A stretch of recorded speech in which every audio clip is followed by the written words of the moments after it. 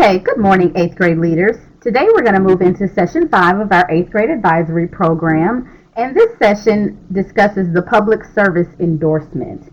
So if everyone could turn with me to page 11 of your student work booklets, and we can go ahead and begin.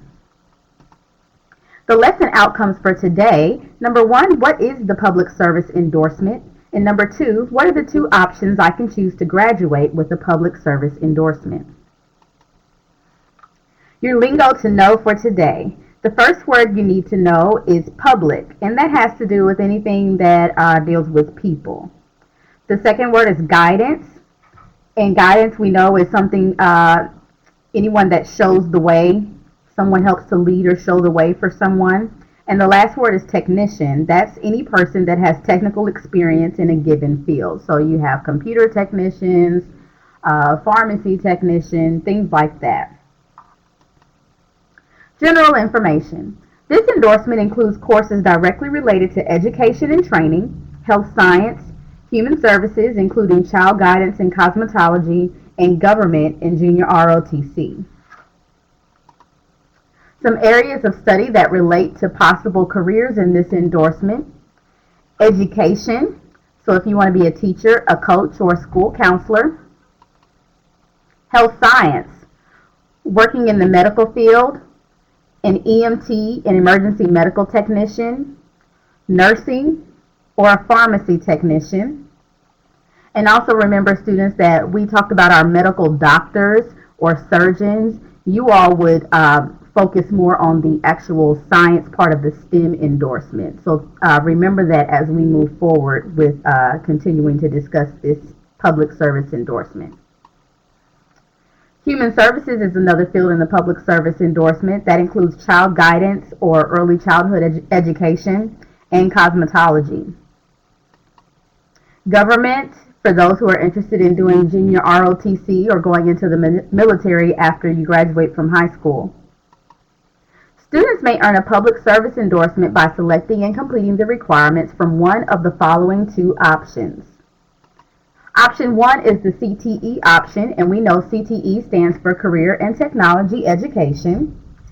To satisfy these requirements, a student must earn 4 credits by taking at least 2 courses in the same career cluster with at least 1 advanced, which is a 3rd year or higher course in the sequence in one of the following areas: education and training, health science, or human services. And the last option for the public service endorsement is the junior ROTC option. And to earn this endorsement, you need to have 4 ROTC courses for 4 credits. So let's review. What are the 2 requirement options for public services endorsements, and how many credits are needed in each of those options? Students, if you'll take a moment to discuss this with your class, and we'll come back and discuss it as a group. Okay, so the 2 requirement options for the public services endorsement are either the CTE option or the junior ROTC option. And how many credits do you need in each of those options? You need 4. In our Explore section, here we are, and just a reminder, students, that in the back of your student workbook, there is a glossary, and there is one for the public service endorsement, and in that glossary, it includes a list of careers that can go into the public service endorsement, and it gives you definitions or description of those particular careers.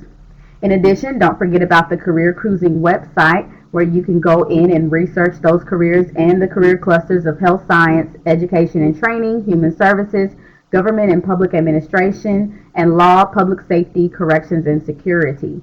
Remember, parents, that our username is Hamilton and the password is our zip code 77429. Each student does have their individual Career Cruising login information. If you need help with that, feel free to give me a call and we can discuss it further. But students should have that information on them at this time.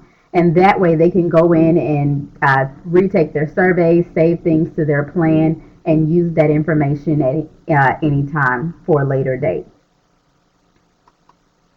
So students, on the page 12 in your student workbook, Let's take this time to jot down any notes or things that we want to remember about the public service endorsement.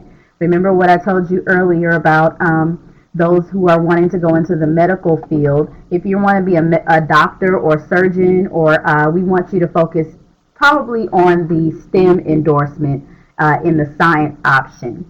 If you're just looking to go into other possibilities in the medical field for health science, then the public service endorsement would be good for you. Also for nursing is the public service endorsement. And students, for reflections, take a moment to jot down, are you interested in this endorsement? Or are you not? And why or why not? And during our next lesson, we will discuss the endorsement of arts and humanities.